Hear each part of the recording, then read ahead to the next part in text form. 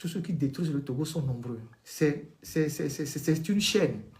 C'est une chaîne. Il y a ceux qui agissent à visage découvert, et il y a ceux qui sont dans l'ombre, et il y a ceux qui ont des intérêts dans ce pays. Tous ces gens-là participent à soutenir ce régime et à nous maintenir dans l'esclavage. C'est tous ces gens-là qu'il faut dénoncer.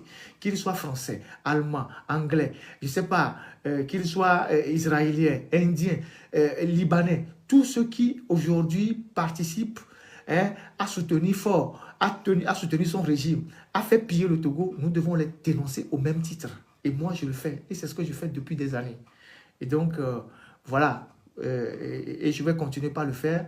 Mais je ne tomberai pas dans les manipulations du régime togolais qui essaye de se défausser de ses responsabilités en parlant de panafricanisme qui aujourd'hui emballe les gens et dont certains ne comprennent pas trop grand-chose.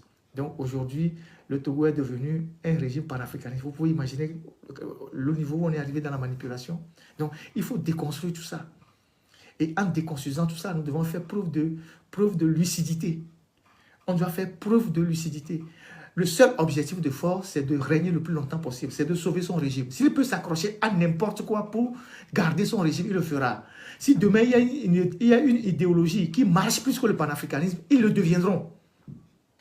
Parce qu'aujourd'hui, le panafricanisme prospère dans l'opinion qu'ils sont devenus panafricanistes. Si demain, c'est le communisme, ils vont devenir communistes. Si après demain, c'est le trotskisme, ils vont devenir trotskistes. L'essentiel pour eux, c'est de garder leur pouvoir. C'est de changer de couleur de peau. Ils sont comme des caméléons. À chaque fois que la nature change de couleur, eux aussi, ils s'adaptent.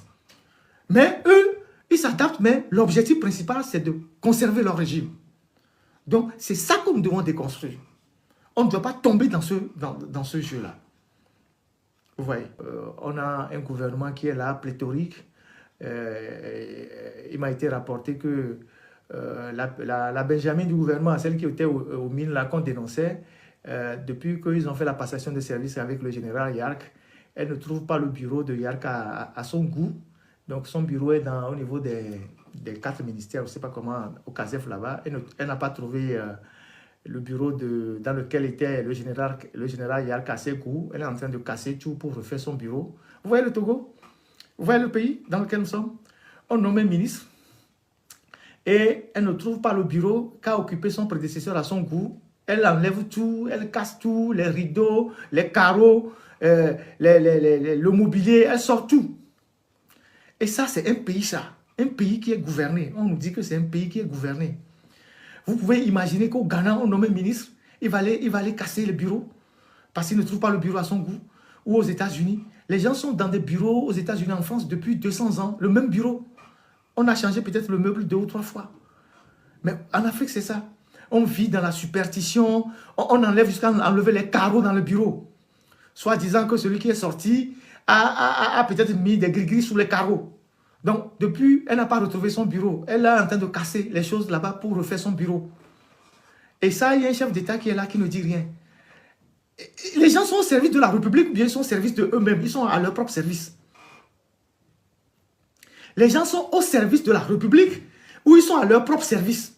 On te nomme ministre, tu dis que tu ne trouves pas le bureau de ton prédécesseur à ton goût. Tu casses. Tu fais des travaux. Tu enlèves les choses sur les murs, tu casses les carreaux, tu fais des trucs, tout ça. C'est ta maison.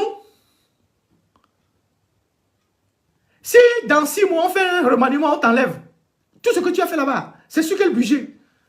Et on a un président qui est là, qui ne tape pas du poing sur la table et qui laisse faire. Après, on va venir nous dire qu'on parle de la transparence dans le fonctionnement des institutions. On va nous parler de la transparence dans le fonctionnement des institutions. C'est la transparence dans le fonctionnement des institutions publiques qui exige qu'un nouveau ministre casse le bureau de son prédécesseur, enlève le mobilier, enlève les rideaux, tout. Pendant ce temps, il est à la maison. Quand les gens vont finir les travaux, le ministère de l'eau. Le ministère de l'eau. Ministère de l'eau. Pendant ce temps, l'eau ne coule pas dans les robinets. Et l'autre, elle est en train de casser le bureau avant de s'installer. Elle veut quoi? Elle veut un bureau à la Louis XIV ou au roi Henri, je ne sais pas quoi. Voilà les conneries que nous faisons. Après, c'est pour dire que ce sont les autres qui sont responsables. Là où tu vas venir s'asseoir, signer juste les documents et rentrer à la maison le soir, Tu dis que tu ne trouves pas le bureau à ton goût. Tu casses. Et c'est sur quel budget? C'est ça. C'est ça notre pays. Parce qu'il n'y a pas une autorité au sommet qui a, je ne sais pas, qui met l'ordre dans tout, qui demande aux gens, à la limite, s'il y a une chaise, un fauteuil qui n'est pas bien, on peut remplacer. Dans les pays normaux, il y a un service qui s'occupe du matériel. Le matériel de l'État. Et quand vous voulez changer des meubles, vous demandez au service, on vient faire une expertise. Si il y a des choses qui sont dégradées, on change ça. On change ça. Donc, un ministre ne peut pas se lever pour dire que j'ai trouvé un bureau, la peinture n'est pas correcte, je vais refaire la peinture, je vais remettre ceci, je vais changer les fauteuils, donc je vais aller à, je sais pas, Galerie Confortium, bien, Togo Meuble pour acheter les fauteuils de 3 millions, 4 millions, je vais faire ci, je vais enlever les carreaux, peut-être que celui qui est resté là-bas, il a mis les gris-gris sous les carreaux. C'est ça une république qui fonctionne avec des règles. Et comme ce sont des femmes, elles se permettent tout. Elles ont droit à tout. Et personne ne les rappelle à l'ordre. Ce sont les princesses de la République. Et vous voulez qu'on ait quel résultat avec des comportements comme ça? Vous voulez qu'on ait quel résultat avec des comportements comme ça? Et c'est des petites filles qui sont arrivées récemment dans les histoires de gouvernement qui se comportent comme ça. Parce qu'on a une république qui est en vrac. Chacun fait ce qu'il veut. Le chef n'est là que quand son pouvoir est menacé, il réagit. Le reste, il laisse tout le monde faire. Surtout quand il s'agit des femmes. C'est un open bar, quoi. Elles ont tout. Ouais, il y a des Togolais qui trouveront que c'est normal. Alors qu'aucune république ne fonctionne comme ça. Il y a des Togolais qui trouveront que c'est normal. Alors qu'il n'y a aucune république qui fonctionne comme ça. On peut changer peut-être des mobiliers. S'il y a un fauteuil qui ne fonctionne pas bien, on peut changer certaines choses.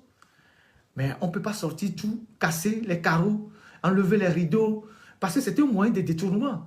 On va remettre le marché du rideau à une cousine, on va remettre le marché de carreaux à un cousin, on va commander les carreaux ici, si les carreaux coûtent 200 000, on va dire que c'est 1 million, on va détourner un peu d'argent. C'est ça. Et c'est dans ça qu'on est depuis des années. Ça s'est passé aussi à l'Assemblée nationale récemment, quand il y a eu la passation de service. Les gens qui sont d'un même parti et qui vivent dans la peur, dans la superstition, dans les gris-gris, qui ont peur que quelqu'un qui part a laissé quelque chose derrière qui va nous créer des problèmes. Ils sont dans le même parti et ils disent qu'ils travaillent pour le Togo. Et que leur parti, c'est un parti de paix et de prospérité. Mais ils ont peur les uns des autres. Quand quelqu'un se lève, l'autre ne peut pas s'asseoir. Mais ils sont dans le même parti.